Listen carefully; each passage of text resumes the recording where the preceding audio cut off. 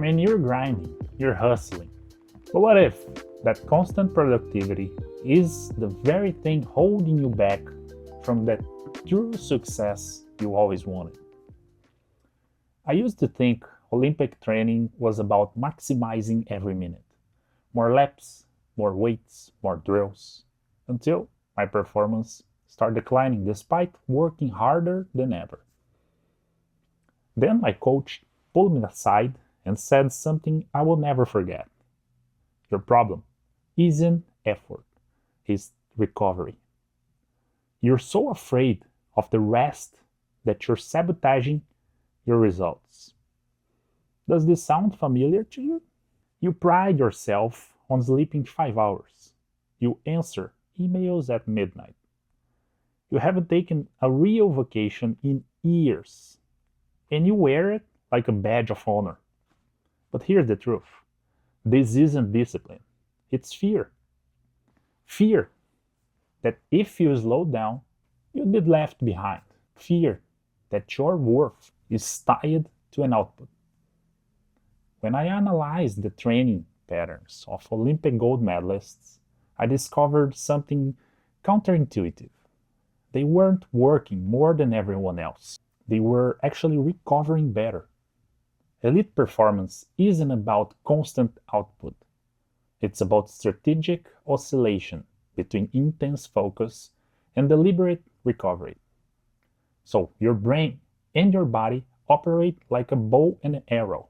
You can only launch forward with power after you first pull back. But most men never pull back. They keep the string taut until it eventually snaps. Then they call it burnout, when it was actually just physics. So the science is clear.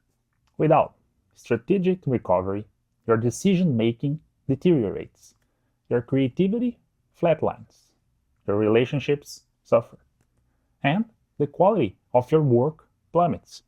So here is how to break the cycle with what I call the strategic recovery protocol.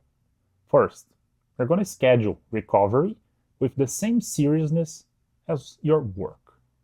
Block 90 minutes each week for a complete disconnection. No phone, no goals, no productivity, just presence.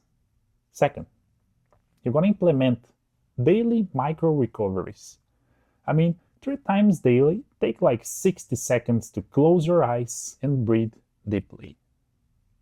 Between tasks, stand up and physically shake out tension.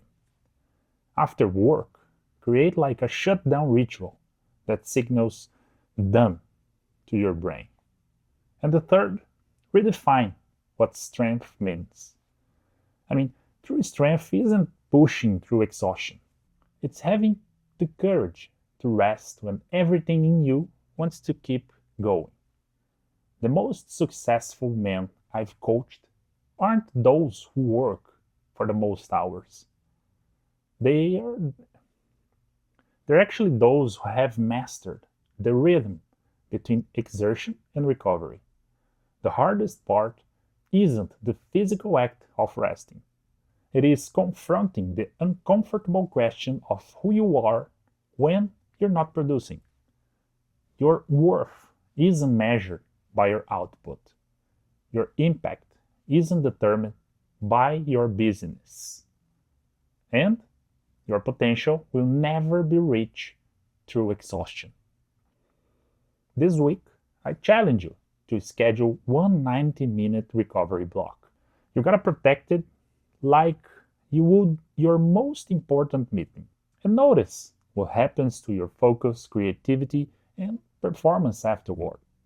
The greatest comeback in your life might not be require more effort. You might simply require the courage to rest strategically. So leave a comment whenever you tried it, because I want to hear what you discovered.